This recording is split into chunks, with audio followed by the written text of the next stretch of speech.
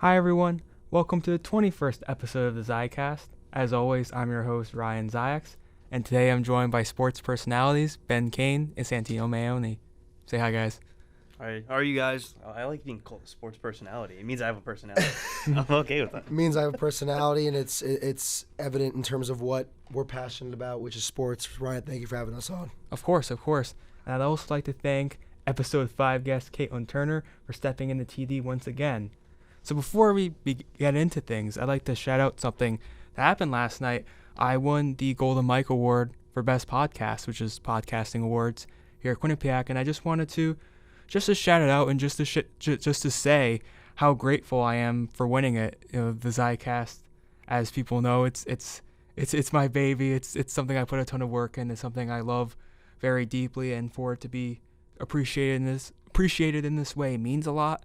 Of course, win or lose last night, I would still have been doing this anyways, and it doesn't change anything that I'm going to do here, but I'm just very appreciative and just wanted to shout it out before we get into things.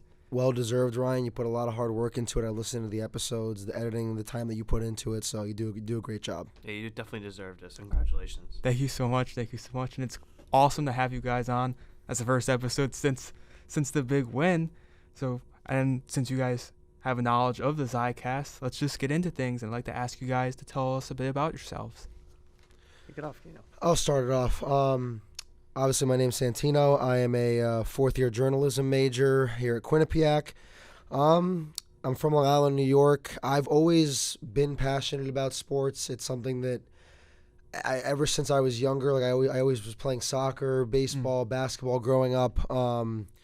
I was the kid that, like, during class in high school, I would, like, instead of doing my work and focusing, I would be in my notebook, like, writing down brackets and, like, mock predictions, things like that.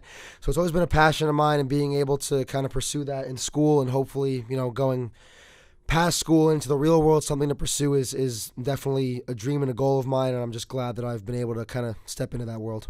Well, I'm from North Kingstown, Rhode Island, small state. No one's from Rhode Island here, which is weird. I'm a sports journalism master's student right now, so I just did my undergrad in journalism. So I got 2 more weeks of that. My story, I got into sports. I played soccer since I was 4, and then really wanted to play collegiate soccer, and like that was like the big thing that I was working towards, especially my senior year. And then right as my recruitment started to ramp up, and I finally felt like I was in a good spot, COVID hit. And I was like, oh, what do I do now? So the next logical step was to find a place to do sports journalism. So I picked Quinnipiac as the place to do that. But yeah, I've always had sports surrounded in my life. And to have it now potentially in careers and stuff like that it's exciting. It's an exciting time, Ryan. Incredible, and it's incredible to hear how sports shaped you guys. So kind of on that note, I'd like to ask you to tell us a bit about your positions at the school. Majors.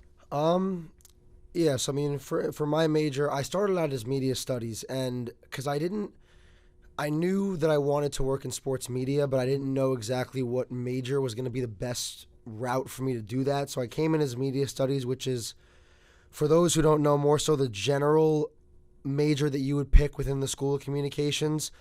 And I mean, I'll be frank, it wasn't my favorite thing in the world. Like, we were kind of just talking about, like, general media trends, and while it was helpful for me to learn about the general, like, social media trends and, like, what was what platforms were big and kind of what mediums are growing in this day and age, I wanted a more concentrated focus within journalism, within like on-air practices, things like that. So I switched to journalism going into my 3rd year here, and I would say that journalism, that major specifically, has better prepared me for whatever it may be that I do once I graduate, because it's helped me get an idea of not just the production aspect of things, but understanding how to go tell a story in the right way, written, whatever medium it's through, whether it's written or whether it's through being in front of the camera, which Ben and I have dabbled in both. But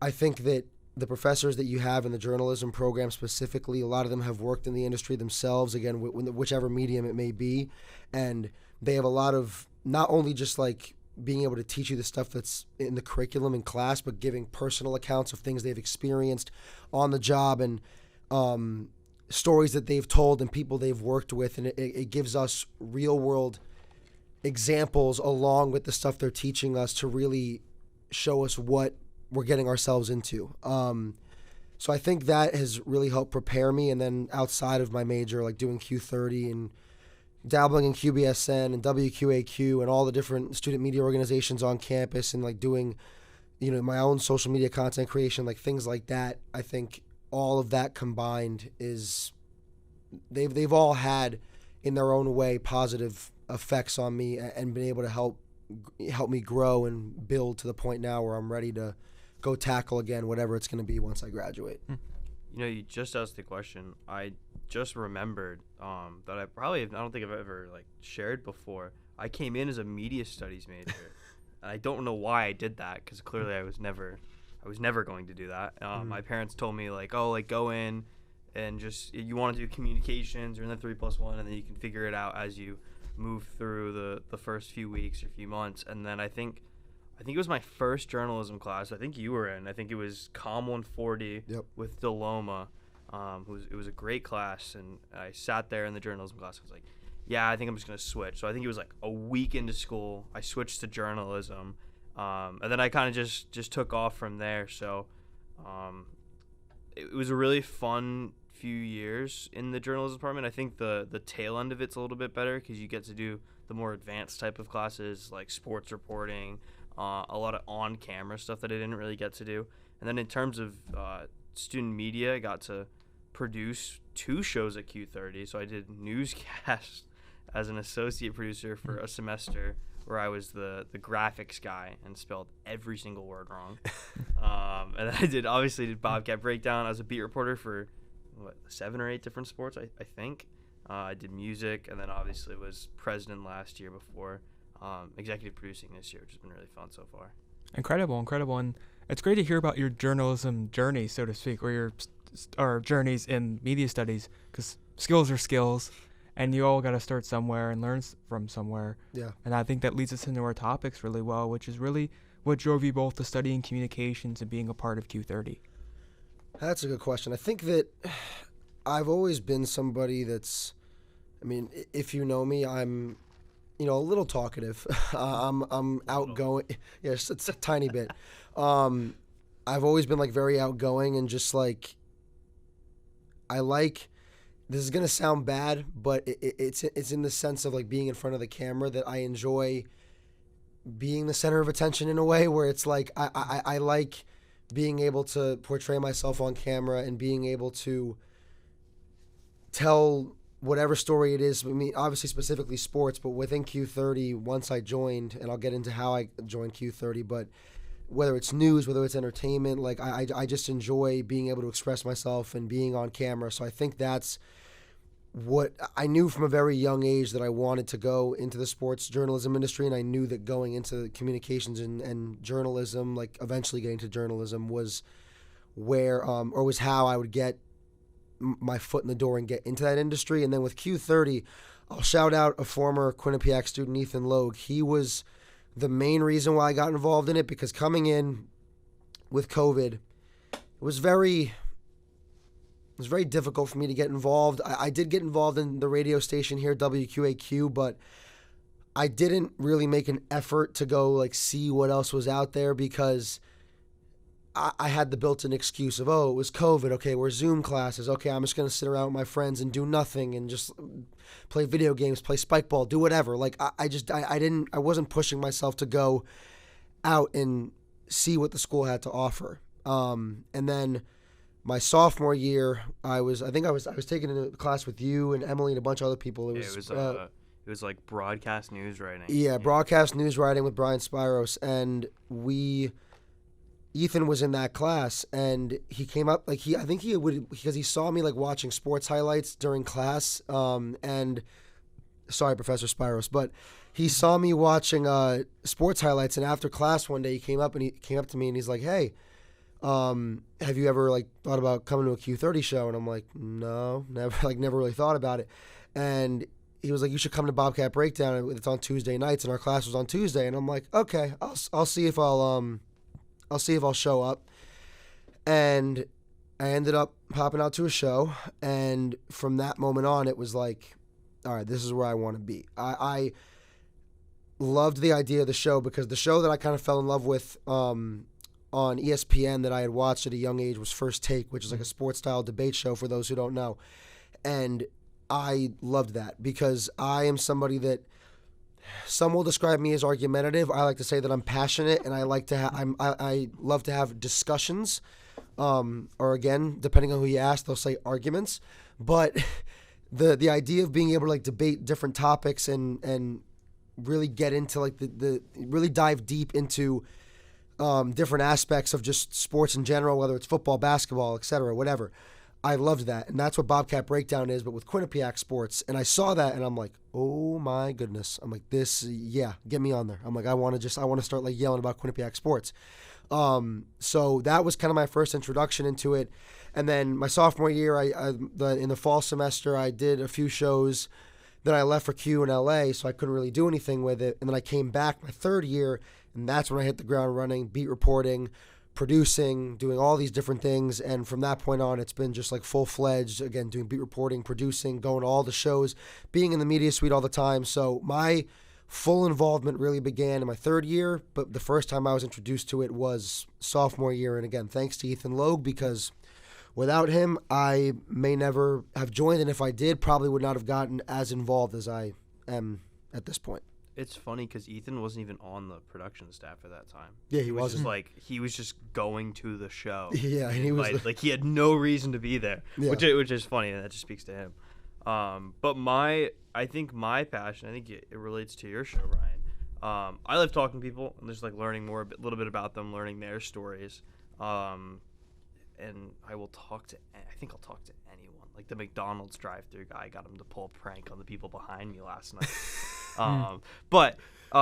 Yeah, I like having the ability to just go out there, talk to someone, and learn a quick little fact about them or a quick little bit of information. It just, I don't know, like that little bit of drive gets me excited, and you take that and you can combine it with journalism and storytelling. And I think that's where I really started to become excited about journalism. So my freshman year did nothing. I covered soccer in the spring because there's no fall season, and I only made highlights because that was all anyone could show me. And then the next year, did a few more things. I learned how to do like motion tracking, where I could like break down plays and stuff like that. And then I don't really know what my first like storytelling story was. I think it was like I mic'd up a Teletubby at a hockey game. We showed it last on a breakdown, but that I think was really exciting for me, where it was like, okay, like this is sports, but it's not sports. And you talked about our passion for sports, but I think all of it comes in from storytelling, and I love telling sports adjacent stories. So I always go around and tell the professors, like, you're not going to catch me doing journalism. I'm like the fluff news guy. But I think that type of stuff, like that's where my passion stems from. It's being able to tell stories of a girl who's never played, and on senior day she gets to step on the field and maybe not make an impact, but she gets to have that story forever. Or the kid who was injured his whole 4 years, or the fan in the stands that's screaming. But that type of stuff really gets me excited and really, I think, pushed me into journalism. I didn't really connect the two before, but I think learning that I'm able to tell people stories and have an impact on the work that I'm doing on other people, that's what really got me into it and got me to be like, okay, like I'm here to do this major, but I can do it right if I really want to. And I think I took that path. I will say, Ryan, the Ben is, I find it so funny but also cool that his favorite players tend to be the people that like don't play. And like he'll mention them, and I'm like, who? So my and if I can jump in, so my senior capstone is on. I've been working on this like documentary type thing. It's not really a documentary because I know like Kate made a documentary for her capstone. I can promise it's not anywhere close to the production quality in that. But it's a mini documentary of this girl on the women's soccer team, and it follows her from probably a week before her senior day up until the game. And she's never played. She's played 81 minutes in 4 years. So the story is she's getting to start on senior day, and what are the emotions behind it? But yeah, so my favorite players at Quinnipiac are the ones who don't play, because I think they are way more interesting. Because I don't want to get into it, but like if you're a college athlete at a pretty big Division I school, there has to be a reason that you're still on the team if you're not playing. There has to be something that the coaches see in you or the team sees in you, and that's what gets me excited. That's why I like these people. Yeah.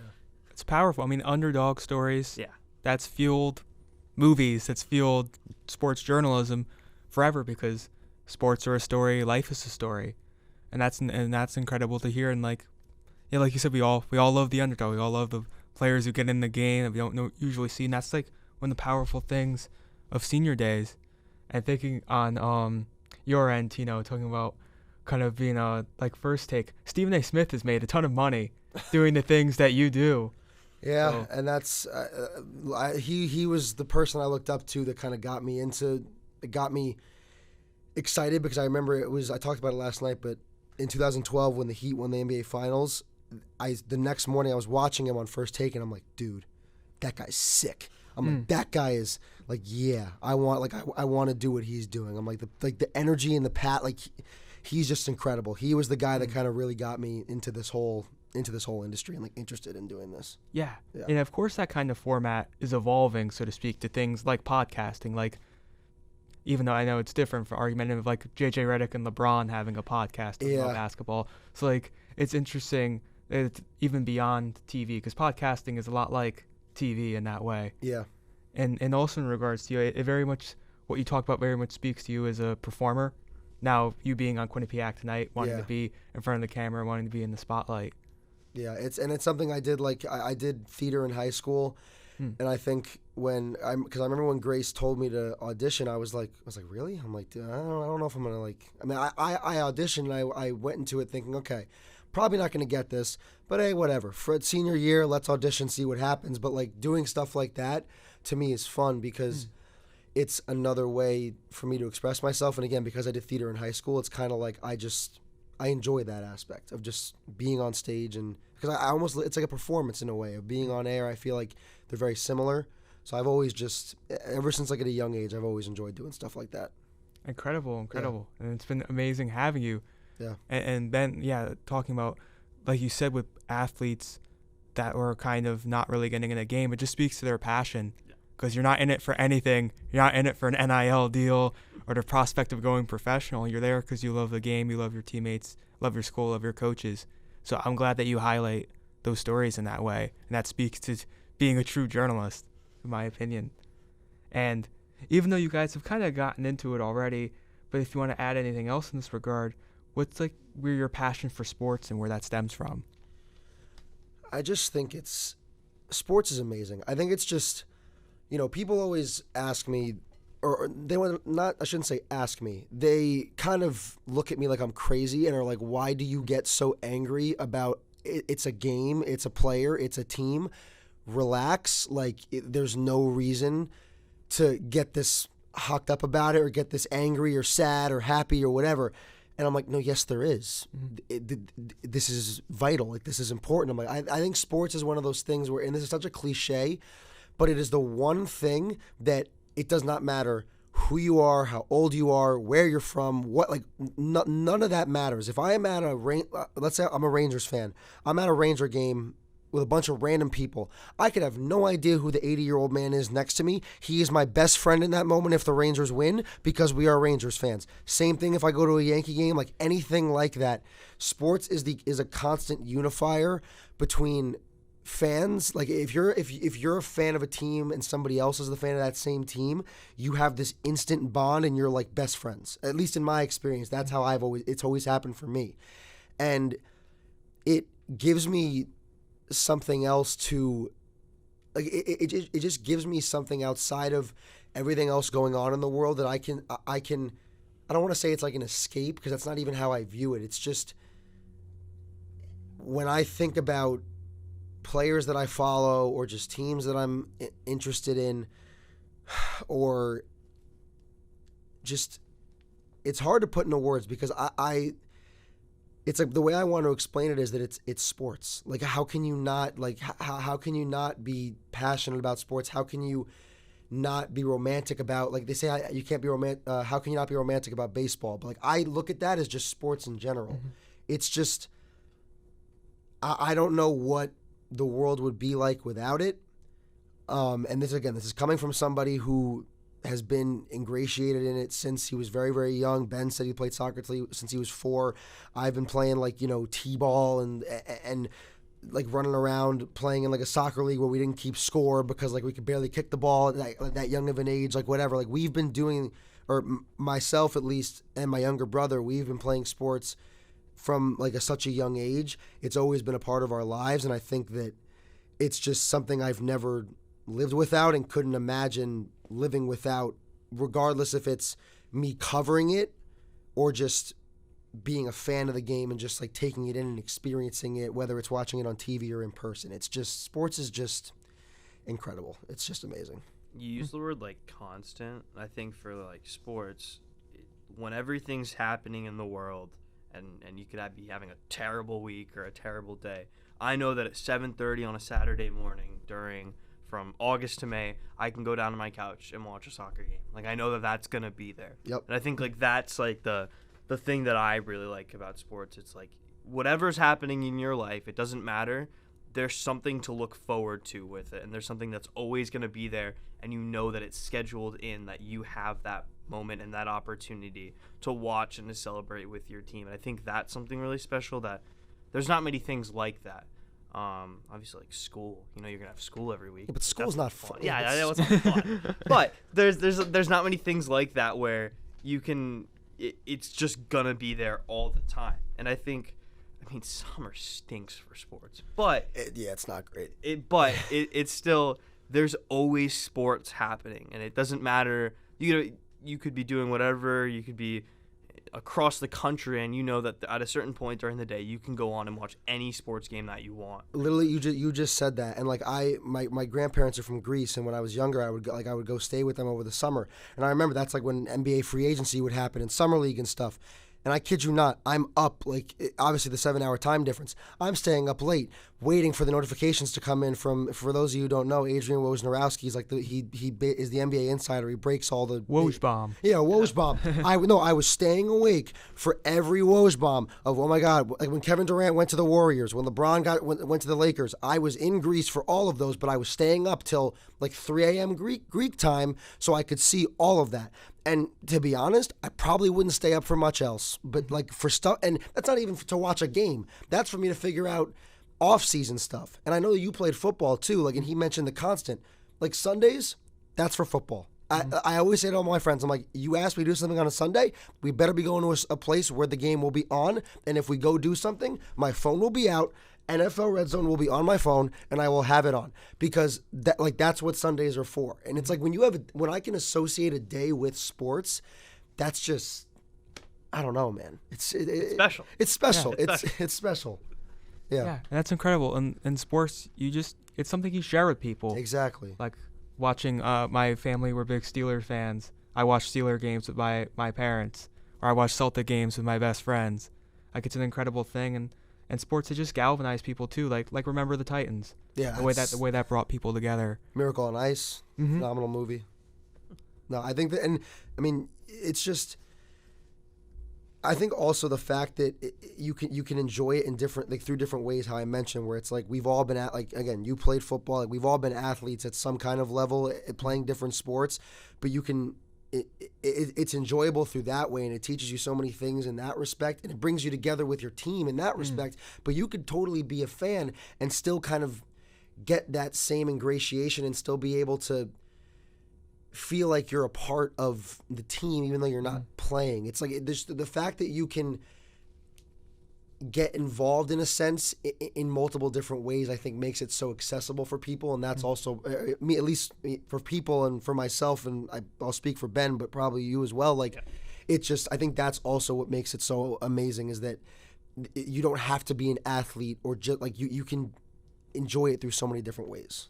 Yeah, and that's why I'm very comfortable when people say we in regards to their favorite professional sports teams, because without Oh, you fans, you're gonna get Tino started with this too. Oh, because without fans, these teams wouldn't. Well, one thing, they wouldn't exist because people won't buy tickets to the games. Exactly. Yeah. And even that, it's about community sports teams. Like, yeah, obviously, I'm not gonna go suit up for the Steelers or lace them up for the Celtics, but I try to watch as many games as I can. I always support them, so I feel like I can say we. I'm going to call out Michael Singer right now because this kid always gets on me. I do too. No, I do. You don't do it. I do it all the time. No, It's but funny. no, you don't do it as bad as Michael Singer does. Because, Michael, listen, every time I'm sitting, if the Yankees are on in the media suite or whatever it is, I'm like, let's go, we got the dub. And Singer's like, you play for the Yankees? I didn't know that. And I'm like, would you shut up? I'm like, you know what I mean. It's like, you can't, Ryan, I legitimately cannot refer to my team, and I can't refer to them without saying we. It doesn't feel right, like me saying, oh, the Lakers won. No, we won. We won the game. And I know I'm not playing. I know I'm not good enough to play. I'm aware of this. But, like, I agree with you that it's... Like, Well, it's a journalistic thing. That's the thing. Okay, that's shush. the thing. Oh. That's the thing. Because you're not gonna write an article and say we won. yes, but if I'm watching it as a fan, I'm going to say we won. But you have to. Sorry, now you got us on a tangent. But you're supposed to write how you talk. No, you That separate... makes the best writing. You separate the two. Ah. Okay, says the guy who can't spell. Moving on. We'll move on. Yeah, I was gonna say. I mean, I was wondering if there is a separation between fandom and journalists. Oh, 'cause There huge. you, has gr- to you be. grow up the fan, but you develop or you mature into the journalist, so to speak. So there is those kind of facets of people. Yeah, I've been fortunate enough to be in a lot of working newsrooms and live games where, like, in a press box, for example, and the best journalists, I think, are the ones that will sit at a game, and if someone scores, or for soccer, if the home team that you're covering, if they score, the best journalist is sitting there, and right when they score, they will look down and start typing, or they will look down and record something on their screen. I think the worst ones are the ones that will cheer or start screaming, because that's happened before. But yeah, I don't think you can't have fandom in sports. I think it helps, but I can't look at teams the same way now after going through school here.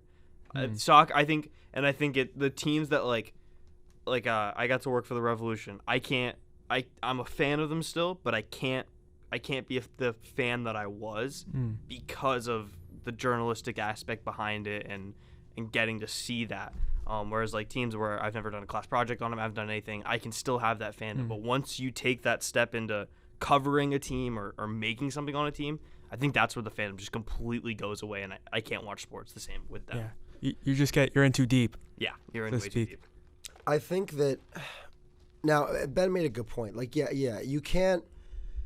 There is a fine line that you have to walk. Like, especially like, for example, like when covering teams here at Quinnipiac, if you're like live tweeting or if you're talking about the one of the teams on air, you never refer to it as we. It's like, because obviously we're a part of the community, we're part of the school, but you don't refer to it like that. In my opinion, I think that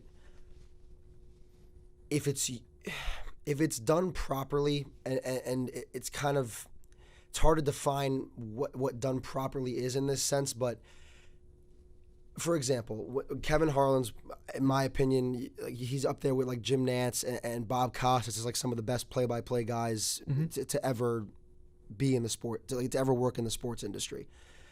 I think that, because I saw this post on X a week ago about how Kevin Harlan was like apologizing to fans if he ever gets like too excited on broadcast or like almost like shows his not fandom for a team but for the game itself of basketball or football, whatever games he's calling. And I'm sitting here, I'm like, what the heck are you apologizing for? That's what makes you, in my opinion, my favorite broadcaster. That's I got the chance to interview him he was at Radio Row this year for the Super Bowl, and like the fact that, like, to me, how hype he gets and how energetic he gets when a guy hits like a game-winning shot or whatever it is, you're bringing your fandom of the game that you experience as a child growing up watching the game. I'm speaking for him, but like as a child growing up, I'm assuming he loved watching the game of basketball, and now he's calling it. you're supposed to bring that energy and excitement. And that's different than what Ben was saying in terms of like if you're covering a team directly. He's not directly writing for a team or writing about a team. He's, doing broadcasting. So I think it really depends on what your specific job is in the industry, because there are instances where like if you're like a social media influencer or you're like making content creation about sports in general, like there's a time and a place in certain jobs where your fandom can be interjected, and you have to be able to understand professionalism, or where you have to be professional in what setting. Like again, if we're covering the men's ice hockey team, they win the national championship, and let's say Ben and I were there at Tampa in the Frozen Four writing an article for it.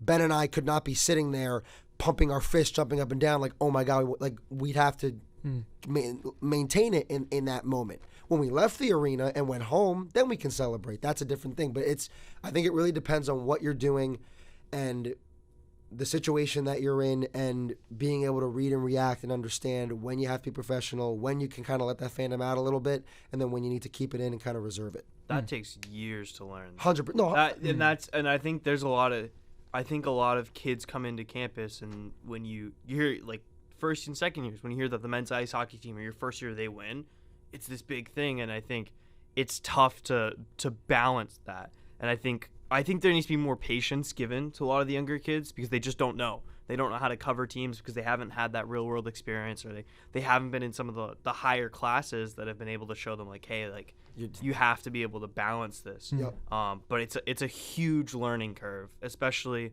for kids who maybe their second year they get an internship somewhere, and I think that's those types of things. That's where you learn it, but it's a learning curve, and once you're able to get past it, it's pretty easy. But to get to that point where you say, maybe I need to step back and rein back some of the energy and some of the passion that I bring to this specific team, it takes a while. Yeah, that kind of maturity aspect. And I think you're talking about Kevin Harlan. When I had Connor Core on here, I talked about my love for Gus Johnson. Yeah. And what he does, and like I love him because he gets so energetic, and he has so many iconic calls like, is there barbecue back there? You guys have seen that flight. Like, that's awesome. Where, like, somebody catches a ball, he just goes, ah! It just screams in the mic. Like, exactly, yeah. It just, like, it gets you out of your seat, and it makes a moment. Like, it just heightens a moment. Like what Kevin Harlan does. LeBron James with no regard for human life. Is this the dagger? And I think that, like, whenever a shot's made, like, God! Like, I think that just... You need it, yeah. You need that aspect. And that's why I say, and Ben's right, it does take a while to balance that out. But I think there is a place, again, depending on what you're doing, there is a place for that energy and that fandom. You're not, and again, I think fandom and bias too, like that's something where it's, because you can still be a fan without showing the bias, because again, you can be a fan, but because let's say I'm writing for the Green Bay Packers, I can still be a fan of the team, like know I'm a fan, but not show it in those kind of settings. And again, it takes time to learn, obviously. And I'm not saying I'd be perfect at it if that was a situation. Like when I first got to the job, yeah, I might have a few moments where I catch myself and I'm like, oh stop, you got rein it in. But it's, I think, something that if you do, as you do learn it, you can separate the two, where it's, you can still be a fan, but understand, okay, once I step into that door of work, okay, shut it off. When I step out of there and I'm in my home by myself, I think I can yell at the game. Yeah, I think there's that line. Well, I think that all stems from, and this is something I've been very passionate and very vocal about all year, is that athletes and coaches aren't just like gods, like they're people too. Yeah. And I think that's like the thing that you need to learn. You need to be in front of a Bill Belichick. If you go in front of Bill Belichick, everyone sees him as this big grumpy guy, but he's this big figure in the football world. But if you just go in front of him and just ask him a question, that line kind of breaks down a little bit. And you're like, all right, like this is just a football coach, and this is his job. He's here to answer our questions, but he's just a regular dude. And until you can get past that point, the bias and not just the bias, but the fandom, I think, is heightened. But once you realize that these athletes and these coaches, they're people and they're just like us, I think that knocks it down a peg. But it also not only helps you put less fandom in your work, I think it just makes you a better person because you're not just idolizing people that you don't know and you don't really know their story. But when you get to know people and you get to kind of break them down to what they are as people, I think that's like really important. And that's a big thing that people I think need to learn, especially in college. Yeah, exactly, because everyone has a story. Yep. You set me up for that one. You threw the lob for me to slam it down. And like, yeah, kind of like what you're saying, there's just so much emotion in sports too. The separation between journalist and fan. Because like sometimes the fan in me will be like, team loses a game, oh, blow the team up, we stink. But then it's like the maturity aspect is like, oh, well, you know, this is the reason why we lost, things will get better, et cetera, et cetera. So kind of moving onwards with the journalism aspect, I'd like to ask you guys your skills in front of the camera and any tips for on-air personalities. And you can start. It takes a while. So we've been, obviously me and Tino did our last ever Q30 show on Bobcat Breakdown last night actually. And during the show, you kind of get to reflect a lot and get to think about like where you've been the last 4 years. So I went back to my first stand-up, and it was probably the worst thing I've ever seen. It was outside. It was Dave Clark's 200th win, and I absolutely butchered it. I felt bad for the guy. I was gonna text him about it, but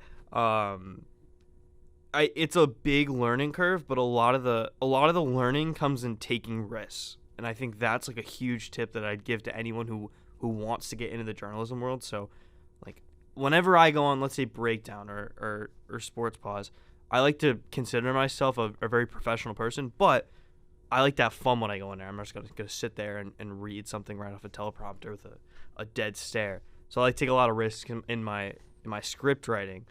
For Breakdown, I'll do analogies, so a lot of weird ones. Like last night, I brought a toy truck onto the set with me. Yeah. And was waving the action figure around. I've compared teams to Chipotle, Wicked Tuna, but a lot of that type of stuff. The more you put yourself out there, and the more, I guess, weird you make yourself seem, the more comfortable you get in front of a camera. Because if I can go out there and make myself look like an absolute idiot, then I can rein it back and be like, okay, if I can go out there, do that, make a convincing argument, and bring a lot of energy, then there's no reason why I can't go there and do a newscast script where I'm reading a serious story. So I think a lot of it comes in risk-taking, and once you take those risks, kind of opens up new doors, and it allows you to be a little bit more creative and gives you, I guess, a lot better of a personality on air. Yeah, I agree with you 100%. I think that it's also, it's like, speaking for me, I remember my first stand-up too. It was I think you were there. It was god awful. Probably women's soccer, right? It was women's soccer. It was last year, the first team I beat reported, and I remember, let's say like this is the camera. Ben is standing over there holding up my phone with with my stand-up because I couldn't remember what I was supposed to or what I wanted to say. And like, if that's the camera, every 5 seconds my eyes would go like, if I'm looking at the camera now, like my eyes would go like up and down. It was just like, it was just bad. It was not good. And it was kind of that same thing where it's like it got better over time.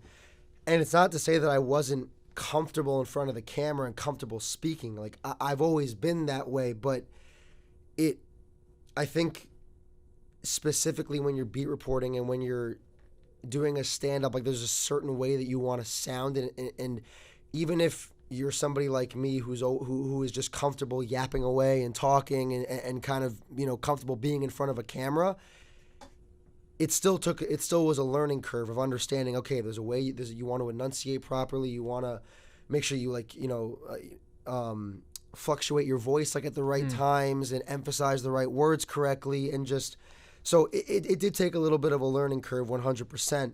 And that, again, that's for somebody who is not somebody who's super shy and like nervous usually. Like I'm usually, again, one of those people that is very comfortable in those settings. I think also just having energy, and that's something that I think out of all the things that I do on air, that is the one constant that I will always bring, is I will always give energy to whatever I'm doing, whatever show it is, whatever stand-up it is. Like, and I think part of why that is because of how long I watched or how much I watched Stephen A. Smith before coming here, because there are plenty of people on air that give a ton of energy in the professional world, but I think the way a lot of people dislike him for this reason, but the way that he gets all the time, like when, like for example, like when the Knicks drafted Porzingis and he went on that whole thing of like, we have been hoodwinked, bamboozled, led astray, like, and he did that whole thing, like stuff, Run amok. yeah, run amok and flat out deceived, like stuff like that is just like seeing how animated he got and how passionate and almost like this, I don't want to say character, but almost in a way where it's like he would like become this, like he would take it up a notch. Yeah, And like I a think, persona. yeah, but that's the word I was thinking of. Thank you. Persona. Like that's kind of what I will try to do on air, where it's like I'll get very animated. Like if somebody makes an argument that I'm just like even if I like disagree with it somewhat, I'll take it up a level and be like, what the heck are you talking about? Like, are you crazy? Like, you out of your mind? Like what? Like it kind of almost, because at the end of the day, we're working in TV media. Like a lot of it's trying to get views and things like that. And I think part of being on air is you want to, I don't want to say play it up for the camera, but you want to always have energy, because that's going to engage people more and that's going to make them more interested in what's happening. If you're like not freaking out, but if you look engaged and are super, super into what you're talking about, that's going to draw other people in. So I think if nothing else, having energy can make up for maybe some like if you're in school and you're still learning how to do these things, having energy can make up for maybe not being as good at other aspects of being on air, because people will, at least in my experience, people will lock in and zone in on, oh my God, this guy's like really into what he's talking about. He has so much energy. He knows what he's talking about. Even if I really don't know what I'm talking about, having the energy and being passionate about it, almost like it helps you almost like fake it till you make it kind of thing. When you're still learning how to do it. So I think my main number one tip is always just have energy, because also I think it's like I enjoy doing this, and it's how you show that you enjoy doing it. Like if you're not bringing energy and you look kind of just like bored on air and you're like, yeah, Ben, I see what point you're making, but like then it's like you don't even want to be there, so why would the person want to be watching you? I think the energy I think is the biggest thing for me, is like it gets you more engaged and it makes other people go, wow, he wants to be here. I want to be here. I want to watch this guy. What's going on? Why is he so animated? Like, and so I think the energy is the biggest thing. Yeah. People love being entertained. Exactly. And you're sports entertainers in a way. Going on air, having that passion. Yeah. And I like that you say like faking it till you make it, because it is tough talking on camera. And it could be tough doing this as well, and just to find like to hone in on something you're passionate about, something you're talking about. That really helps you to just present yourself and create something compelling. Exactly. And on your point, Ben, of course, I had Keith Savage on last episode, and he kind of talked about how he looks back at some of his stuff and cringes. Oh, But that's just kind of how you start. But we all have to start somewhere. We all grow from that. And I'm sure you were reflecting with your roommate Mick hosting. I'm sure you guys were kind of looking back on stuff and thinking like, wow, look at where we came from. And I think that adds to another emotional element of like a senior night, seeing just how far you've grown since you've gotten here, and kind of what it meant to you all. It's kind of moving onwards, Tino. I'm really excited to ask you about your experience doing media for the Super Bowl. Yeah. So that's something that I never really thought would happen, like ever. So I joined Ability Media in what year? It was 2022 when I did Q in LA, and I went out to Los Angeles. I was interning for Ability Media. It was something that the former dean, Chris Roush, Dean of School Communications, had started. And he brought in, his name's Dave Stevens. He was a former, he worked at ESPN for like 20, 25 years around there. And he was a reporter, on-air personality. And he was somebody, he was born without legs. And Ability Media, the whole point of it was to like highlight members of the disabled community. So the whole reason I got to go was because we were covering. So obviously the Super Bowl in 2022 was in LA. It was Rams versus Bengals. And we were, myself and the rest of the people who were there for Ability Media, we were out there in LA, and we ended up going there to cover it, but specifically more so in we were covering things obviously like related to the Super Bowl, but we were also doing things that had the stories that specifically revolved around members of the disabled community. So like we not even talking about like stuff specifically for the Super Bowl, but the first time around, this guy Zion Clark, he was a former wrestler in college. He was born without legs as well, and the things that he can do, like if you haven't seen him, like look him up. He's on TikTok, Instagram, like all over social media. He has a documentary on Netflix, I'm pretty sure too, that I've watched.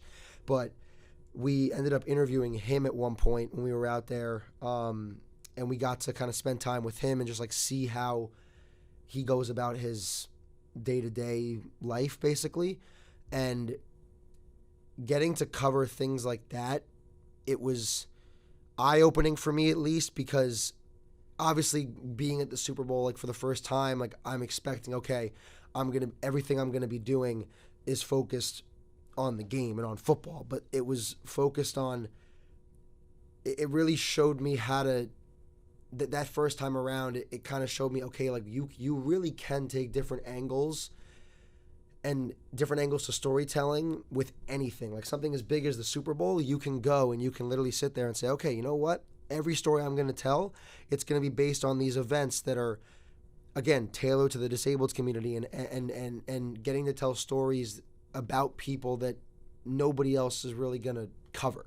It's just not something, especially again, when they're happening during something like the Super Bowl, nobody else is really going to be covering that.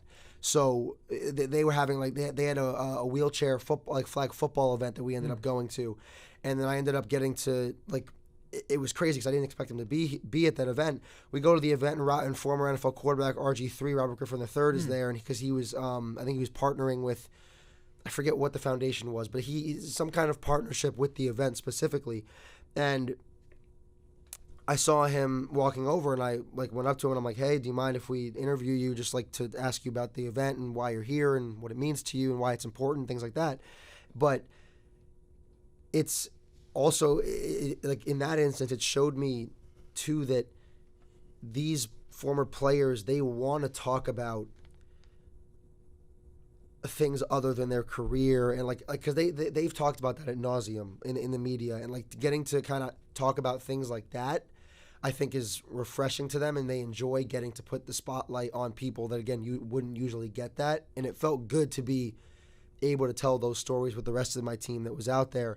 So that was kind of, I guess, my first experience with it. And part of that, before I even move on to the next one, like part of that first experience, it goes back to what Ben and I were saying about the fandom. The fanboy in me was going off inside the whole time because you're sitting in Radio Row, and there's like media tables everywhere.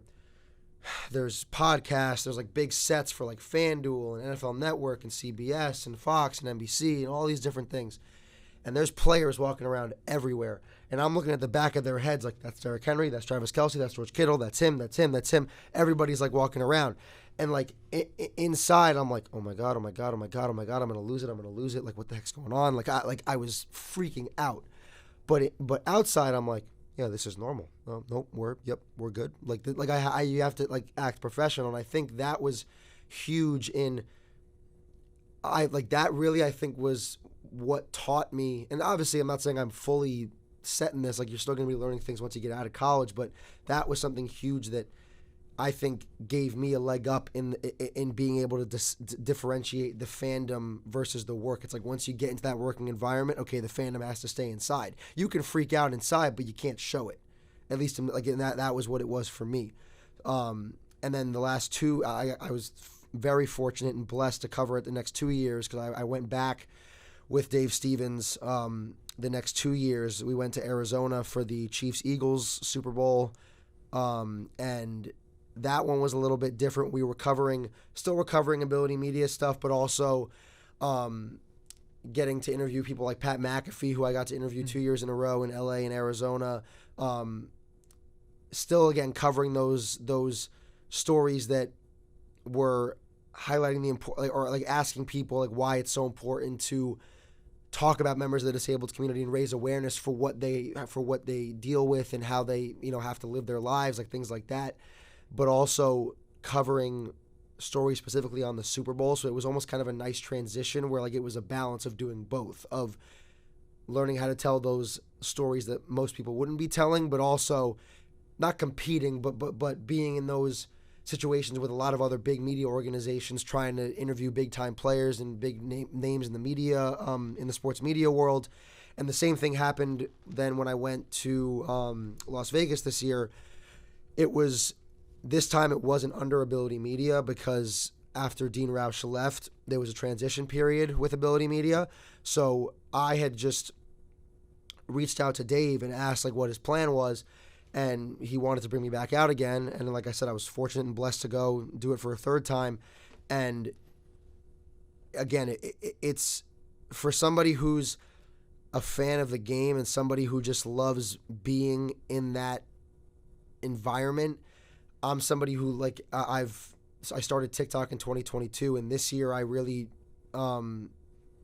this year and when I was in Arizona, I really tried to post a lot more stuff that I was doing, like interviews or any like clips that I got. I was posting it on TikTok and social media, just because I want, it's good content that I was getting out there, people that I was interviewing.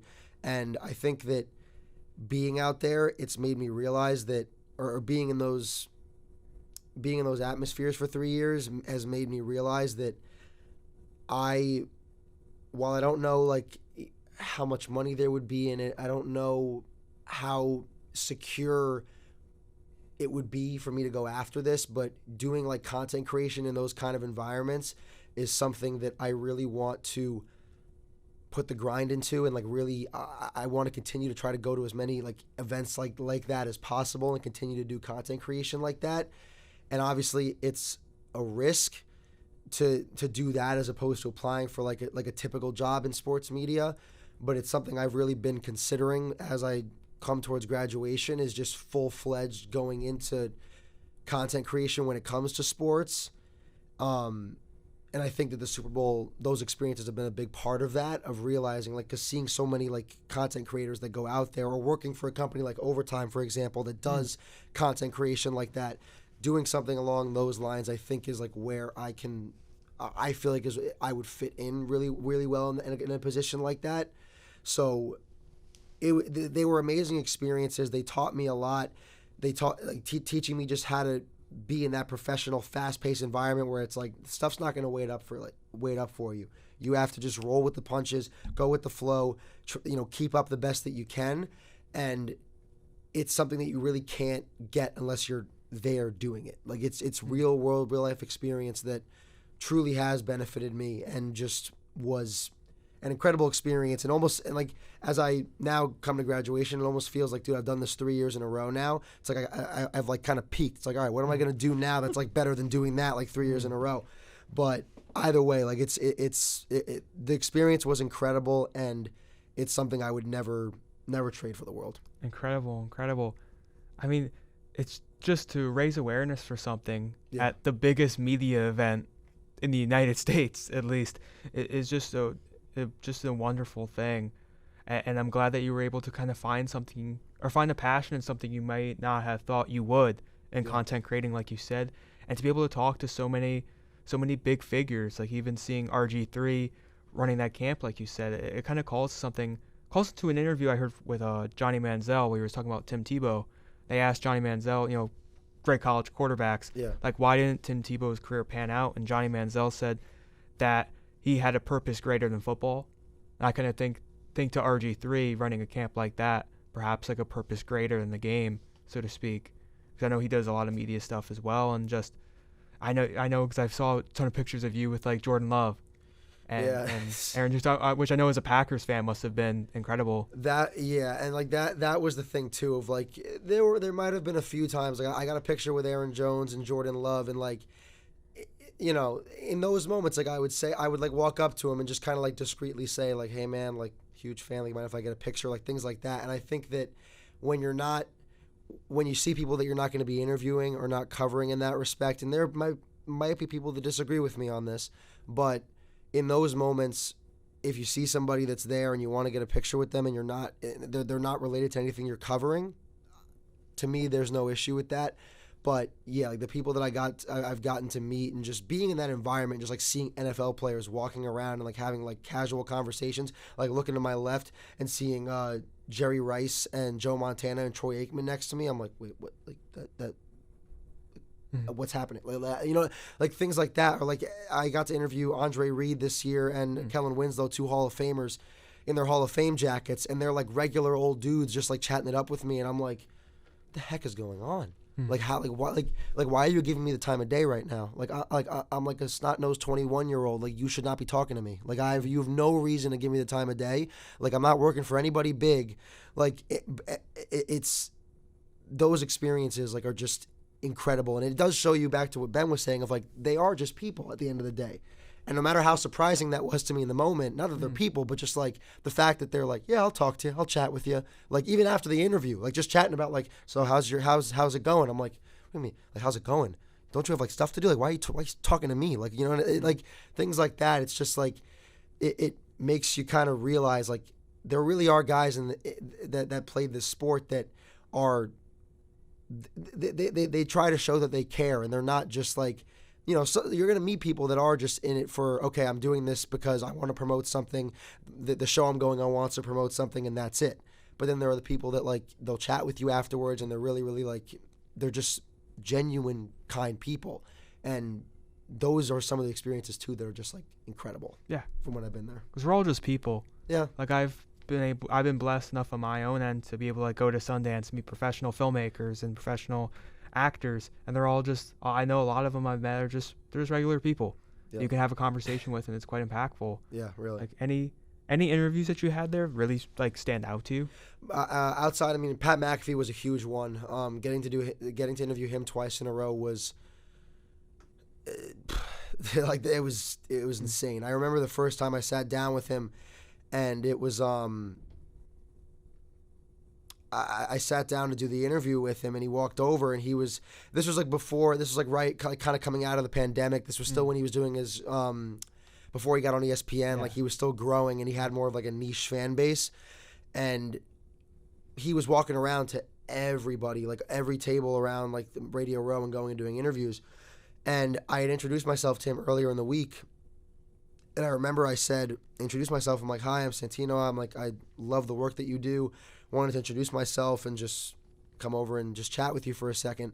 And he was like, oh, that's nice to meet you. And he's like Santino, oh, you're Italiano. Like he was, you know, just joking around. And he ended up giving me, so when we came over, I asked him like about just the work that he does and like, you know, how he got involved in it, had a quick conversation. And I asked him like, would it be possible to do an interview later in the week? And he's like, yeah, I'll be walking around 100%. Like I'll see you at some point and we'll get it done. And I thought he was just telling me that, and it was going to be like, okay, yeah, go away. Like, no, I don't want to talk to you. But came back later in that week. We did a 10-minute sit-down interview and introduced it. I'm like, I'm here at Radio Row, Pat McAfee. And he sits there and he goes like, well, first off, it is an honor to be here with you, Paisan Santino, and gave me this like whole nickname and stuff. And it was just like, I'm sitting there and he's like complimenting me and all this stuff. And I'm like, the heck is going on right now? I'm like, this does not make any sense. I don't know why this is happening. I don't know how this is happening. What is he saying? Why is he saying it? Like all these things running through my mind. And he was so personable, so likable, so respectful, like the back and forth conversation that we had. Like I had questions planned going into it, but it ended up just like going in every which way direction. It was like a nice conversation. I asked him follow-ups and stuff, and then I unintentionally got him to ramble on about Quinnipiac men's ice hockey for like 2 minutes at the end of the interview when he was like chatting. He's like, yeah, they got some sticky mitts up there, all right? The Bobcats going, like he like went on with it, but like that's like part of his persona. He's like a funny, energetic guy. Like if you watch him on his shows, like he's all like he's kind of almost like I don't want to say a glorified frat guy, but it's almost like it's kind of like how him and his guys act on his show, where it's like they're just college dudes like talking about sports is the vibe that you get from his show. So he was definitely my favorite one, and I got to interview him again the next year, but he 100% my favorite one. Kevin Harlan, another great one that I did this past year. like hearing him talk in like I thought like his broadcast voice was just like how he talked, but like on air. But then like he comes up to me and like I'm shook his hand. It was super nice. It's like, oh, Santino, yeah, like 100% we could do an interview. And he gave a lot of great answers. I got him to, or I asked him if he would like one of his signature catchphrases that he says like when he's broadcasting is like, oh, he's a flamethrower. And like I got him to do it at the end of the interview. And he like looked at me. He's like, can I say your name with it? And I'm like, you do whatever you want, bro. I'm like, and he was like, Santino the Shot. Oh, he's a flamethrower. And like that moment right there, I was like, I ended the interview, but like, oh, thanks so much, Kevin. I didn't know like how to like, I was like, what the heck's going on? Like things like that, where it's having those moments were just, it was awesome. So I'd say those are probably some of my favorites. There were a bunch of other ones too, of like all the different players that I had interviewed while I was out there. But if I had to like pinpoint two, those would probably be two that stand out the most. Incredible. And of course, Pat McAfee, podcaster, comedian, WWE wrestler, a lot of different things. And it's just incredible you were able to meet those people, have those conversations, and of course just humanize huge figures in the sports world. Yeah, that definitely helped a lot with the humanizing of like not understanding, okay, they're big guys, but at the end of the day, they're people just like you and Ben have said. Yeah, it's an incredible thing to learn. And now on the topic of Ben, I'd like to kind of ask you what being the president of Q30 meant to you and kind of what it taught you as well. Yeah, so I was fortunate to be elected president for my third year at Quinnipiac. And you know, the role is very administrative. So when you're applying, the first thing that I said to Connor and I talked to Brianna as well is like, you don't make content, and that's just, if you want to make content, it's going to be really hard. So if you're someone who really wants to focus and work on their journalism, their craft, it's going to be very difficult for you. So I kind of knew that going in, and then was like, yeah, I don't think that's gonna I don't think it's gonna work out if I can't make anything. So I was juggling a lot of things with a lot of the side projects I was working on and being president. It taught me a lot of things. So the first thing is how to time manage. So last night when everyone was talking about like all their favorite memories about us, they all kept mentioning that I was a beat reporter for soccer, which never happened. But I'd like to think that it was a testament to me learning how to balance my time and be at games and be seen around on campus enough where people are like, yeah, he definitely covers the team. I think someone said I was like helping them film a stand-up or something, but like I never covered the team. You might as well have been, honestly. Yeah, I might have. I just didn't want to. I didn't want to take the title, but yeah, that definitely time management. The big thing I think I learned is that like everything happens for a reason, which is really cliche, but you see like your first and your second year and decisions are coming out about the org and you're like, well, I don't like that. Like why would they do that? It doesn't make any sense. But then as you go through and you get into positions, you kind of see like, all right, like something's happening behind the scenes and it's okay. It's okay to be patient and you can be frustrated, but there's something happening there. And when people ask me about job interviews, like, what did this role teach you the most? I think that's, like, the most impactful thing. It's, like, for any type of role, something's going to happen, and you just have to be not only okay with it, but be patient about it. So it definitely really taught me that, like, looking at things from a different perspective where I don't think I had that perspective at all before I got the role. And I was really, really happy moving out of it and being able to reflect, like, okay, like, I think I learned something really impactful here. Then the third thing is like college kids make a lot of mistakes. And like that's okay. And I think I'd rather see a kid fall flat on their face and really screw up in college. And there's no there's ramifications, but there's nothing that's like you're going to get fired or you're going to get suspended from work. Like my goal as president last year was push kids to make a ton of mistakes in college and allow them to have that room where once they make the mistake, you're reining them back in. You're like, all right, what did we learn from this? And that was really important. I think you can carry it throughout life. Like we're all going to make mistakes once we get into the real workforce. But it's how you react to them and it's how you accept those mistakes and then move on from them. a lot of kids, I think, takes them a little bit to learn that in college. But then once you do, it's like, okay, I'm not perfect, but I can screw up every once in a while, and as long as I own up to myself and I know how to fix it, it's totally okay. So those things I think were probably the 3 most impactful. It was a lot of fun. It was just a lot of budgeting. Don't like budgeting, and I had to learn how to do math and learn how to spell people's names correctly, which I'm still struggling with.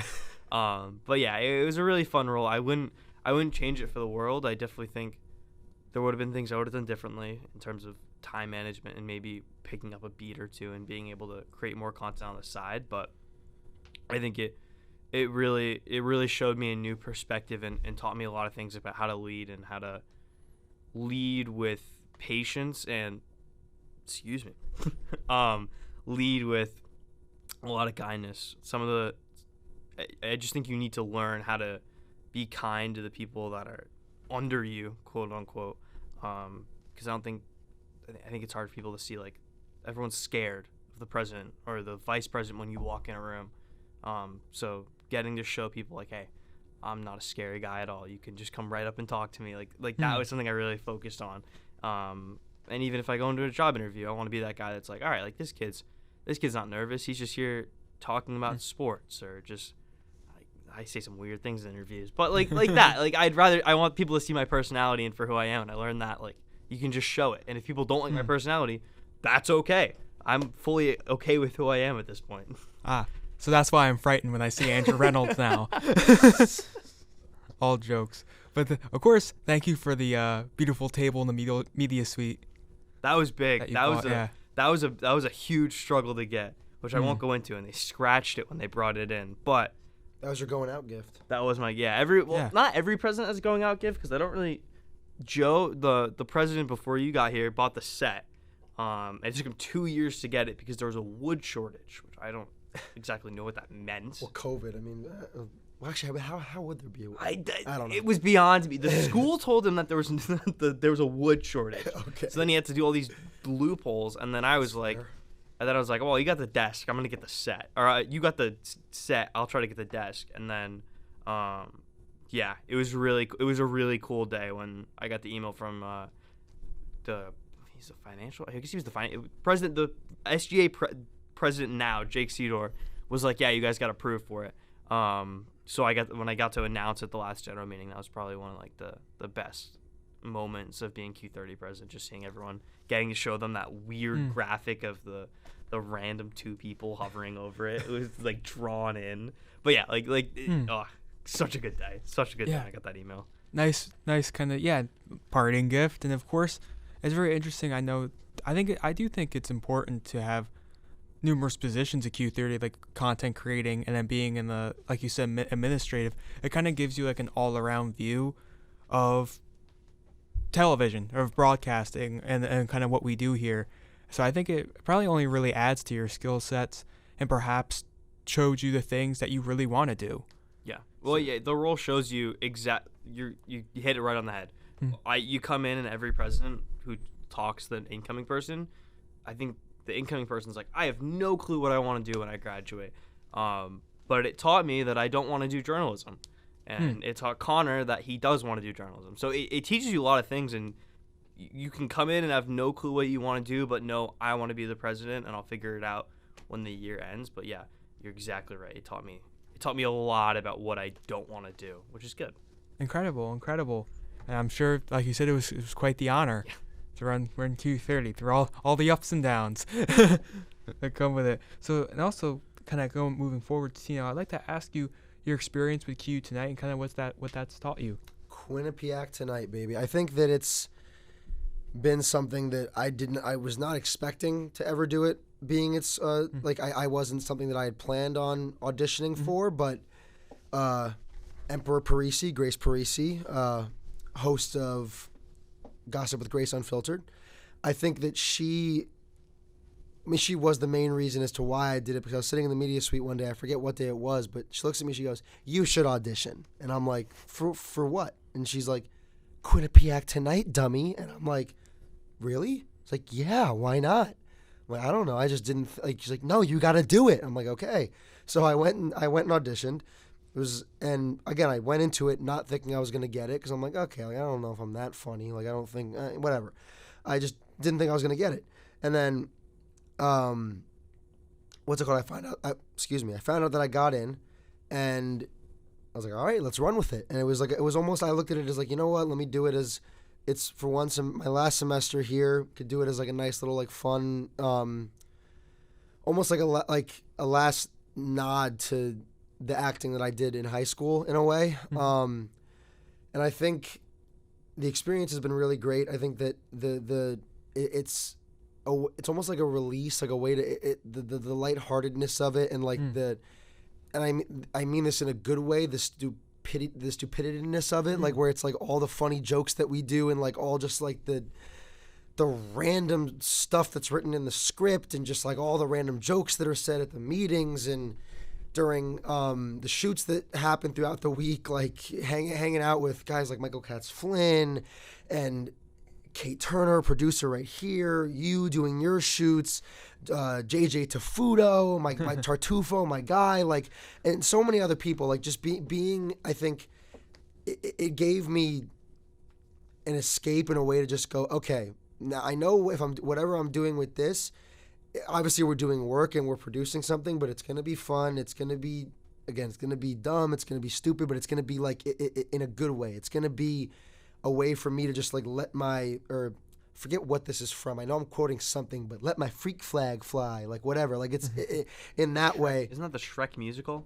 Is it? Right? It is. It is. Isn't that a song in the Shrek musical? I'm pretty sure it is. Okay, then I'm going to take Ben's word for it. I forget what it's from, but I think that's like one of the things that it allowed for me to do. And like, perfect example, the last time or the last show that we did, it was I think 2 weeks ago.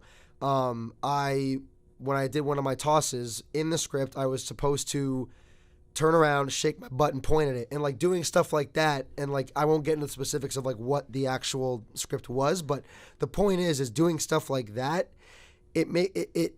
Ben said it earlier. It's like, all right, if I can get up on stage, go up there, talk about my hiney, and shake my butt at a crowd, I think that I could be okay doing pretty much anything else on air. Like I'm not going to feel uncomfortable having to do much else, and it forces you out of or I wouldn't say it forced me out of my comfort zone, but I think that if there is anybody looking to try to like do something that's a little bit, you know, if you're a little bit more shy or like you've never done something like that out there before, I think that it's something good that you can try and say, hey, you know what?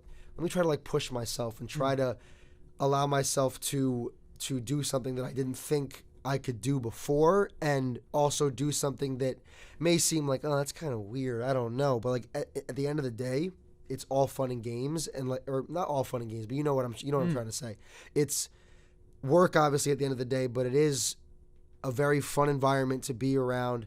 Everybody's laughing, having a good time. It's inclusive. It's just, to me, I very much enjoyed doing it for my last semester. And I think it was a nice, like, kind of fun way to go out for Q30. Like in my last semester of doing it is to have like a little nice, like, fun thing to do during the week. Awesome, yeah. Yeah. Like you said, a great release. I'm sure a fun contrast to doing things like Bobcat Breakdown, where you're arguing about sports, to now go acting like, for example, my shoot where you're tax frauding Quinnipiac. It's just like something just so outlandish like that. And then just have some fun with it and break out of your shell, be theatrical, all fun things. Of course, Emperor Parisi, a fellow winner of the Golden Mike Awards, and Kate, of course, her valued producer. So that's an incredible thing. And they've all done a wonderful job running the club and bringing in new people. Yeah. So I'm glad that you had a fun experience, and it's been really fun having you. So now, guys, since sports, of course, are big foundational parts of your lives, I'd like to ask you about your favorite sports teams and any thoughts on like the NBA playoffs or NFL draft, etc. That's a great question. Tino, how are the NBA playoffs going? I hate Jamal Murray. I hate Jamal Murray. Can I So you're a Lakers fan. I have to be honest. He's a LeBron fan. I thought you were a Heat fan. So here's the thing. Okay, well, so I was a Heat fan from 2011 to 2014. So this is all pre-recorded, right? Yes. Okay. So You can cut this out later. I want to kill Jamal Murray. I can't stand him. But anyway, all right. So I'm a LeBron fan. So I was born in 2002. LeBron was drafted in 2003. I started watching basketball when I was 4 or 5. So I was a fan of the Cavs. I became a fan of the Cavaliers, the team LeBron was on in 2007, 2008. Then he went to the Heat. I was a Heat fan. Then he went back to the Cavs. I was a Cavs fan. Now he's in the Lakers. I'm a Laker fan. If he leaves next year, I'm going to whatever team he goes to. I follow LeBron wherever he goes. I'm a LeBron fan. I am distraught and depressed that he is not in the playoffs anymore. But yeah, I'm a LeBron fan. I think the playoffs are going to be really good going forward, though. There's a lot of great teams. Celtics will choke eventually because Tatum always does in the playoffs at some point. I think it'll be Denver or Minnesota that wins. But yeah, I'm a LeBron fan, so I root for whatever team he's on. Awesome. I want to see a Celtics Thunder. Thunder, actually, I think Thunder will be a good one I think too. Thunder Yeah, will make the finals. I feel like that's a good shout. But I don't the Celtics. I'm a big Celtics fan. Awesome. I'd say big, but I think they're gonna go to the finals, and then I don't know what's gonna happen after that. But I think the idea in their heads that they got past the Heat and Jimmy Butler, whether he played or not. No, that's what I'm saying. Whether he played or not, but the idea they didn't get past him. The idea in your head that you beat Jimmy Butler and the Heat. You didn't beat Jimmy Butler. You beat the Heat without Jimmy Butler. I know, but in your head, he's there. I'm not gonna get into He's in your head. He's there. I think that is a huge mental boost when you go into the next rounds, and I think they're gonna go. Because they're also getting to rest a lot of guys too. Like was it last night or 2 nights ago? What? Who are they resting? Well, they can pull out guys because they you keep mean going like- up by a ton. Oh, okay. Well, in that sense, yeah. They're just. There was that one game where they lost, but they're up 3-1, and they're getting to rest guys in game where you don't have to. You can throw in Luke Cornett, Sam Hauser, Peyton Pritchard, who is phenomenal, might I add. But you can throw in these type of guys where you're getting to rest Tatum, Brown, Drew Holiday, Al Horford, which is big. Kristaps, he's not gonna. I don't think he's playing. He's gonna be out for multiple games. Yeah, but they're getting to rest enough guys where a lot of other Eastern Conference teams specifically are heavily relying on their stars. Like obviously Joel Embiid's just. All those series are going to 6 games at least. Yeah. I think this one will go to 5, and then they'll obviously get a little bit more rest time. So the Celtics, I think, will make the finals. And whether they, lose. whether they win or not is debatable. But especially if they play like a team like Denver. If they play the Thunder, Denver, or Minnesota, they're not going to beat Denver. I think they can beat the Thunder. I think they can beat the Thunder. I don't think they're going to beat Denver because I don't know where. It's like was it 2 years?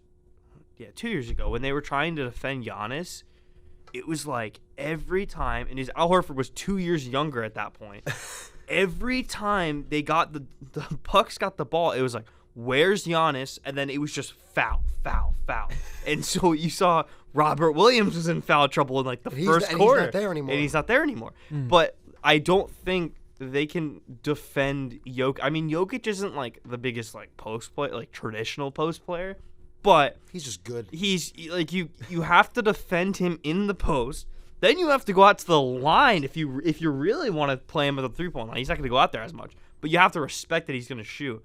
And I just think if you have to play him, they're going to be in trouble. Yeah, they're going to be. I think Drew Holiday can defend him, but it's really just the fourth quarter dominance and championship DNA of the Nuggets that makes me think they're the clear title favorite to me. Yeah, and it's how much Jamal Murray elevates his level of play in the playoffs. I think his differential, like he averages, 7.5 to 8 more points a game when it comes playoff time. He becomes a different player, and I think that's where it's like if you're talking about regular season Jamal Murray, Holiday could lock him up. Playoff Jamal Murray, different story. Well, and he's hurt too, which I think helps him.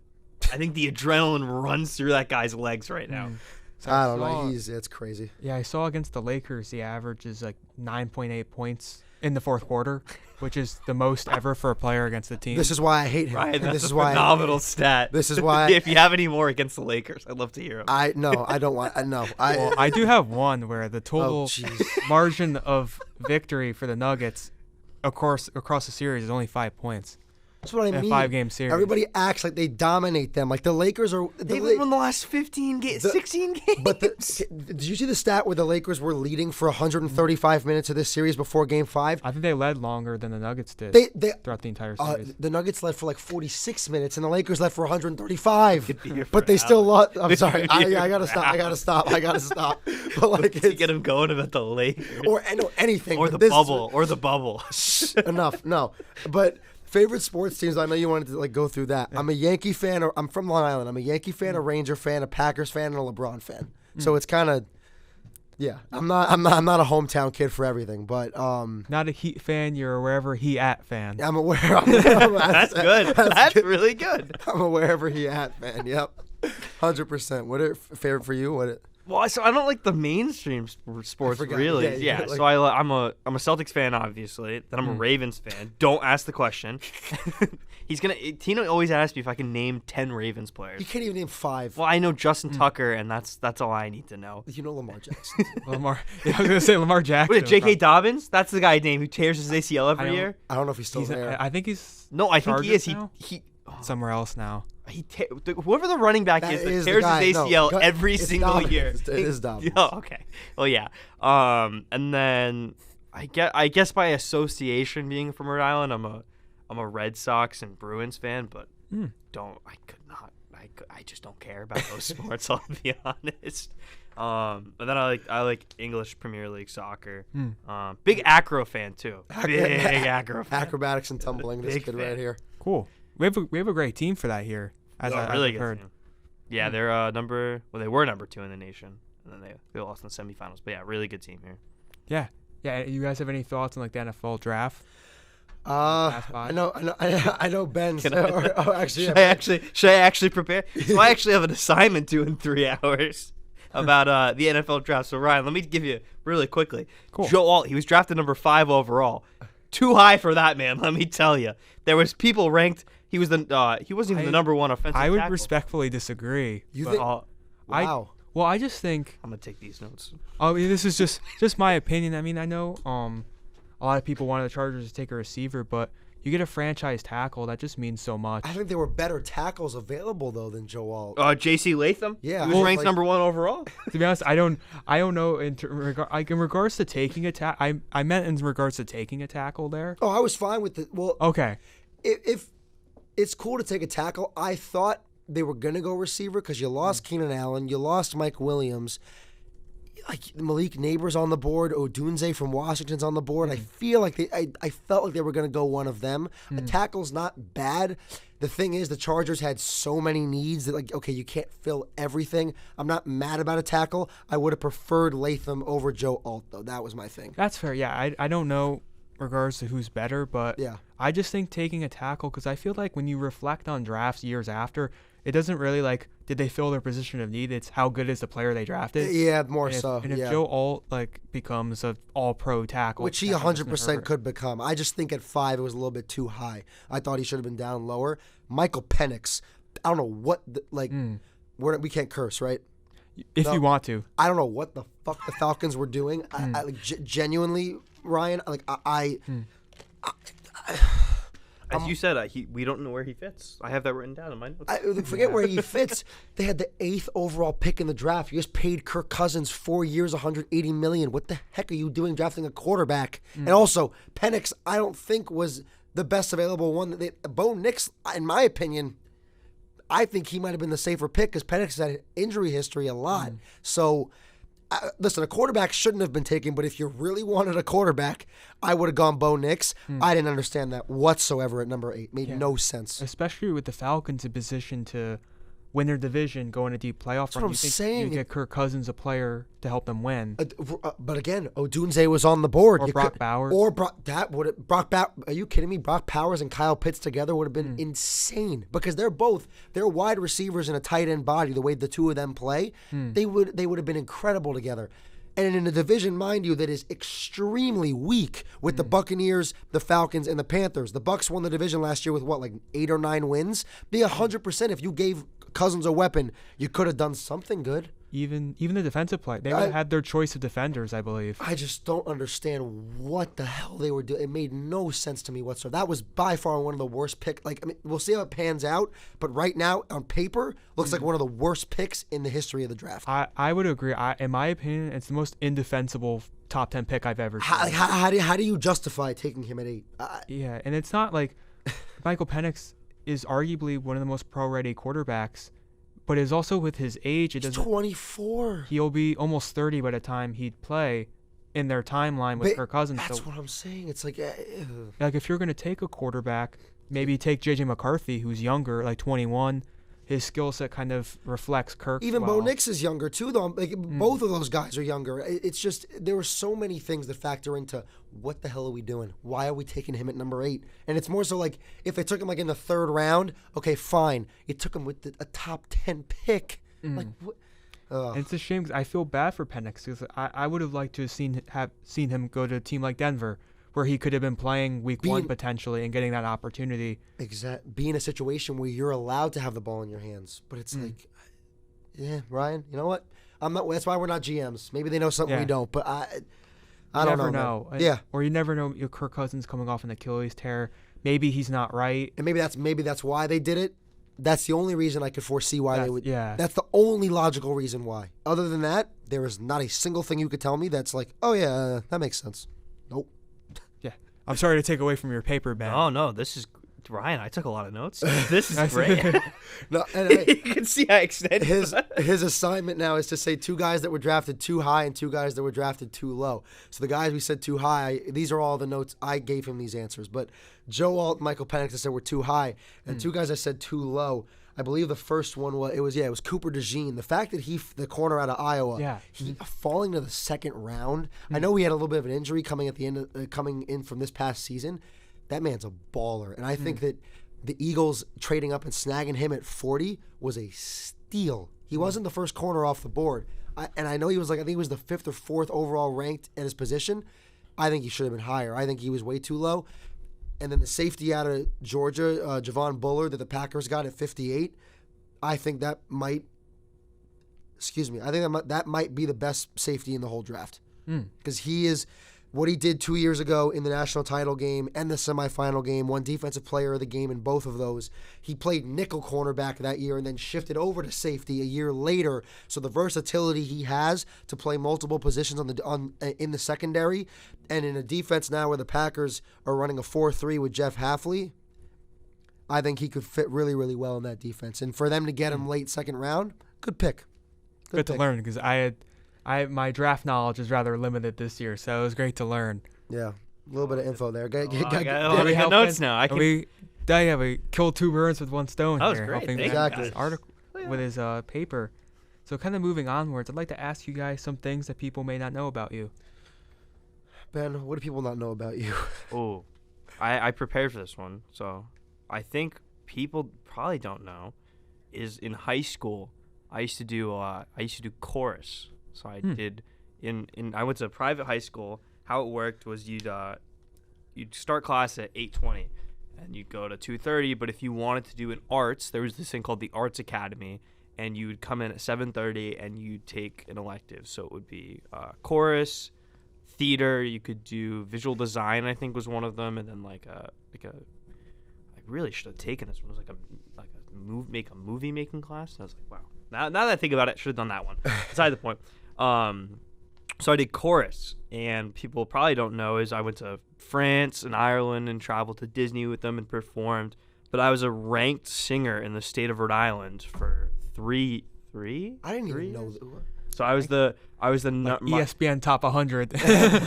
My senior year of high school before COVID, I was the number 10 ranked tenor in the state of Rhode Island. How did you not tell me this ever? Fun fact. I have the paper. It's somewhere at my house. Forget other people. I didn't know this about him. I'm learning. We learn new stuff every day. You'd have to go in and audition in front of this group of people. That's crazy. So my first year, I took it really seriously, and the songs they made you sing were in my senior year was in German.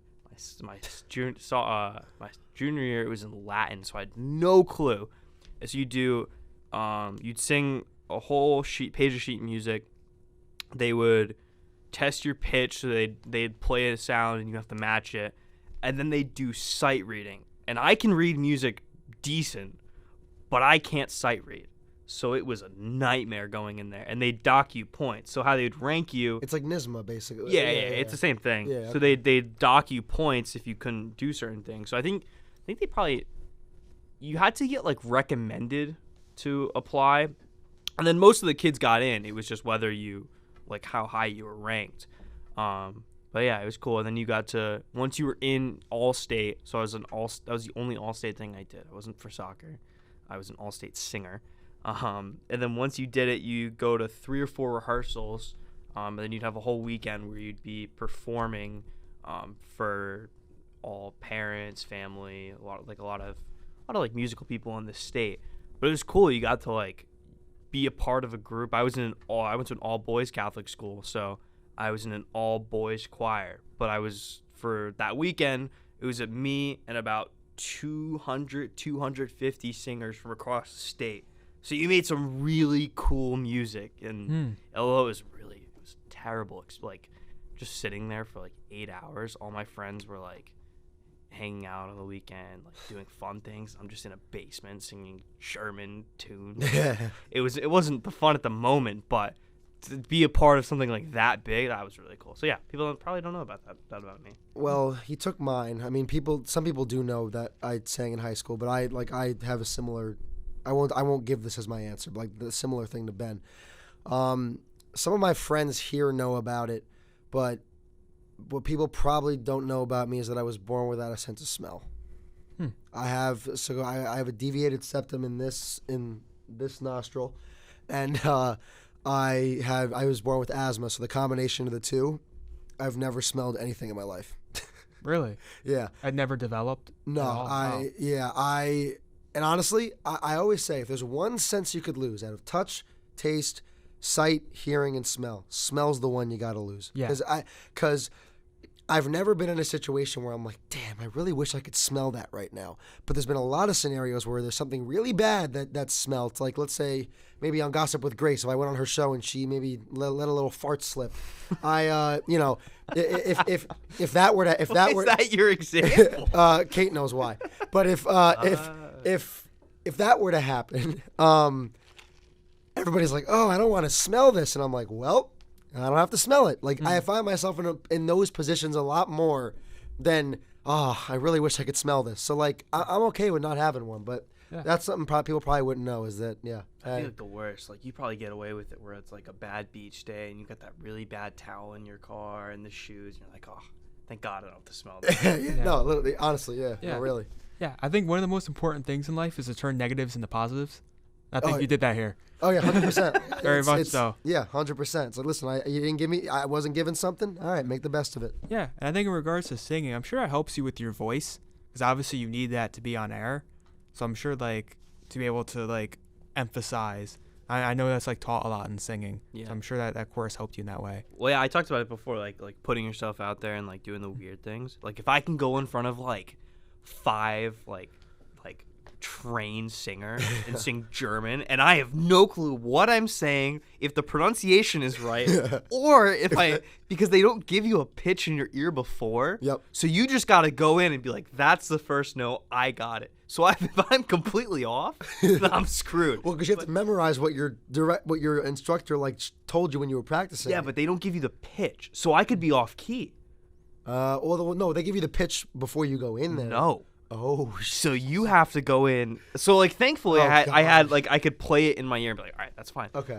But getting back to your point, like if I can do that, then I can go up on breakdown and do all these crazy things. That's where I think the confidence on air comes from. So if you have the opportunity, if you're in high school or middle school to do theater and you want to get into broadcasting, I feel like you have to do it because it gets you so much out of your comfort zone that when you rein it back in, like we talked about earlier, it makes it way easier. Incredible. And kind of moving on, we're talking about journalism. I'd like to ask you guys your hopes and dreams, whether it be professionally or in general. Hopes and dreams, Ben. You want to go first? Yeah, sure. I'd like a job. I think that I have a few part-time jobs lined up, but I think that Connor was making fun of me last night, but like like it's great. You have a lot of jobs. I want dental. That is my goal for the next year. I would like dental coverage. Which is a really, in my head, it's like, if I get a job that gives me dental, I'm doing something right. And that's what I hope for. But like, in all seriousness, I would like to work in a space where someone is like, yeah, just do whatever you want. And we're okay with that.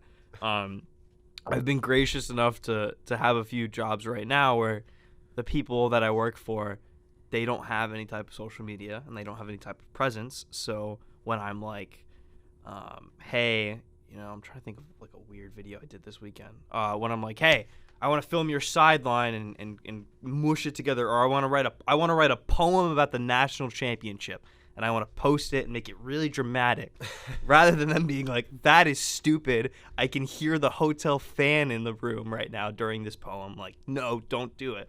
But like, I want a job where like I've had where people are like, yeah, totally try it. If it doesn't work, it doesn't work. But like, let's try it. Let's try to build on that. So yeah, I really want to work in social media and really want to have the opportunity to just not do whatever I want, but have trust from an employer that they're like, yeah, this kid can figure it out. And dental. I want to make that very clear. I want dental. Ladies and gentlemen, he wants dental. It's a big thing. I know I thank God I got my wisdom teeth out, because if I had to pay for that out of my pocket, I would have been screwed. It's a tough question, Ryan, because I think, like, I don't know what's gonna happen. Like for me, I have no idea, and I know that I want to be in front of the camera, and I can say, like my dream is to work for Overtime. My dream is to work at ESPN. Like, I don't really know. Like, I just know that I want to be in front of the camera and I want to be talking about sports and I want to make a good living and I want to live a good life. I feel like it's such a basic, like, kind of answer, but like, yeah, it's just, I feel like my hopes and dreams have like changed, like all, like they almost like change depending on, not depending on the day, but like there are some days where it's like, oh, I'll be researching like different sports media companies, and I'm like, oh, this could like, wait, that could be my dream. Oh, that like, and it kind of it's, I don't know. So I'd say like it just being in front of the camera and getting to talk about what I'm passionate about and being able to make a good life for myself and whoever else comes into my life. I'd say that's that. Yeah. I've always said this is like an inherently unfair question, but the Zicast, I consider it like a time capsule to kind of look back on, and perhaps a kind of measuring stick of where we were. And I also like to say that we manifest things here, so I will manifest you getting dental at your job. That's gonna be big. That's gonna be, when I get it, the LinkedIn post will be flying. Not if, when he gets it. When he gets it, exactly. I just want dental. He will get dental. That's in like, like on the job boards, it's like the benefits. That is, I kid you not, that is the first thing I look for. I scroll down, and if it has dental, I'm all in on that job. You're all in on it. All in on the dental. Entering high society. That's how you do it. That's how you know you're a big shot. You got dental. That's the big time. That's big time, exactly. So now, moving into something what I call the golden question, I'd like to ask you guys your favorite movies. Ooh. You go first. Oh, of course. Mine's going to be bad. Of course you want me to go first. I can say multiple? Mm-hmm. Okay. Yeah, whatever you want. I am a massive fan of, like, childhood, like, animated movies. Kung Fu Panda, baby. Give it to me. That is a phenomenal movie. Like, it's like, it is absolutely phenomenal. Ice Age, I think Sid, is my spirit animal. Favorite character of all time. Like that scene when him and all the baby sloths, like they're all bowing down to him, and he's like giving them. Oh, that might be like my favorite scene of all, like, of movie history. In all seriousness, like I do like The Dark Knight, probably one of my favorite movies ever. Like actually, I would say I love Shutter Island. That's another really, really good one. Would also say, I'm trying to think, like, I love Marvel movies. That's the whole Marvel series. I think it's gotten worse since like all the original Avengers. Like, it's gotten way worse since the original Avengers cast has all kind of gone away. Expected, and like they can't. It's never gonna be the same. But the thing is, I still pay the money. I still watch the movies because like it's Marvel and I have to. Like that's my mindset. But I'm all over the place with movies. I'll watch pretty much almost anything. Like I watched Ted for the first time this year with Ben and his friends. Phenomenal movie. Loved it. But I can watch kid movies. I can watch like those bigger time ones like again Shutter Island, Shawshank, things like that. So yeah, I'm kind of like all over the place. This is a weird one. I'll give a funny one first. I'm a guy that like I don't watch many movies, but like when I watch it, like I'll watch it like 10 times. Not in a row, but like I'll watch it a bunch of times before I watch another movie. One of like the movie that like when you first ask the question that like it's up there. Have you ever seen Jack and Jill with Adam Sandler? I've heard of it. I've heard of it, never seen it yet. Okay, so I'll keep the story brief. Basically, Adam Sandler is in the movie. He's the star of the movie. And the co-star is himself, who's pretending to be his sister Jill. That's pretty much all you have to know. Like, the story's weird, but, like, I don't know. Like, I like those type of movies. But I think my favorite movie is Lilo and Stitch. That's everyone a good knows one. Me. I think it's a really, like, it had terrible reviews when it first came out. But, like, I feel like it's one of those, like, cult movies that everyone goes back and they're like, wow, like, it's really depressing when you think about it. Like, this guy, like, comes in, he's, like, a foreigner, and no one loves him. And then you find, like, it's really sad. And then I'll give a shout out to The Room with Tommy Wiseau, because I've probably seen it about 100 times, and I don't understand the man, but I still find little things every time I watch it where I'm like, wow, I never noticed that. But yeah, that movie's incredible. I love terrible movies, and that one, I could recite probably half of it. Oh, it's so good. It's so good. Mohana means family. Wow. I had to throw it in there. So nice choices. Yeah, I remember when I was a kid, I used to have like a little Stitch thing. I get a that lot. happened to me. I get a lot of stuff. Yeah, so some nice choices. And I always say people's favorite movies kind of reflect a lot about them. So that's why I always ask the question. So kind of with that all said, guys, do you have anything, like any parting words for the show before we wrap things up? Follow the Zicast, baby. Thank you. I would like to say, you talked about like it being a time capsule. I think it was cool that we got to do our last show last night and then come in here and reflect. Yeah. I really appreciate the opportunity because it's been nice talking to you, and the questions you've asked really made me think about my time here in the last 4 years. So thank you for this opportunity. Of course, I'm glad. I'm happy to have you guys on, of course. Thank you guys for showing up so prepared. And of course, just being fun, friendly faces, and of course, fun to talk to. So kind of faces towards the camera. So kind of with that all said, guys, this is Ryan Ziaks with the Zicast, where everyone has a story, signing off. Thank you so much for watching.